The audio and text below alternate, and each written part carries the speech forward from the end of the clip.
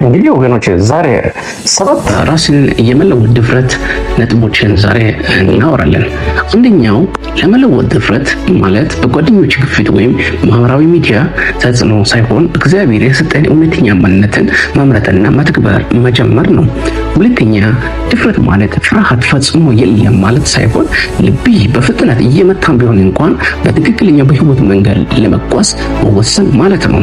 ሶስተኛ ላይ በየቀኑ በጥቃቅን ድሎች ራስህን ወይንም የራስህን ሶፍትዌር ማሻሻያ ሶፍትዌር አፕዴት ማድረግ ጀምር።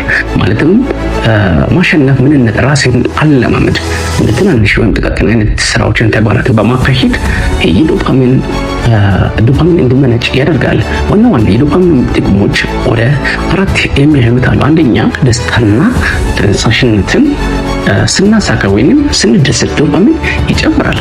እንደገና እንሞክር ዘንድ ያበረታተናል። ሁለተኛ ላይ ትኩረትና ትምህርት መማር መያዝ እና ትኩረት መጠበቅ ይረዳናል። ሶስተኛ ላይ እንቅስቃሴ መቆጣጠር የሰውነት እንቅስቃሴን ይጨምራል ወይም ይመራል።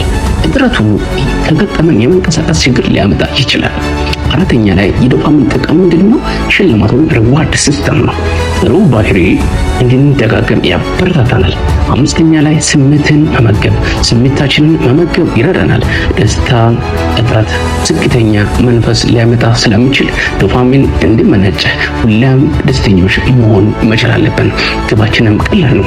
አራተኛ ላይ ራስን ወደ ለውጥ መምራት የምንችልበት ነጥቦች መሃል አንደኛው እነዚህ ትናንሽ ስኬቶች የአንጎልን የመተማመን አውራ ጎዳና ወይም ኮንፊደንስ ሃይዌይ በአዲስ መልክ በመገንባት ለትልልቅ ግቦች እንድትዘጋጅ ያደርጉሃል። አምስተኛ ላይ የሚቆጣጠር ነገሮችን የዛሬ ምርጫ እና ያለፈው ስህተትን ለመለየት ጥበብን ተጠቀም።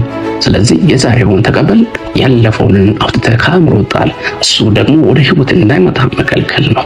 ስድስተኛ ላይ በህይወት የሚገጥሙን መሰናክሎች እንደ ወንጭፍ ወይም ስሊንግ ሾት ቁጥራቸው። ወንጭፍ ወደ ኋላ የሚሳበው ድንጋዩን በከፍተኛ ኃይልና ፍጥነት ወደ ፊት ለመወርወር ነው። ሰባተኛ ላይ እና መጨረሻ ላይ የሚገኘው አንተ የእግዚአብሔር ድንቅ ስራ ወይም ማስተርፒስ መሆንን አትርሳ። ስለዚህ በየቀኑ ራስህን ሌቭል አፕ በማድረግ አዲስ ማንነትን ተቀበል።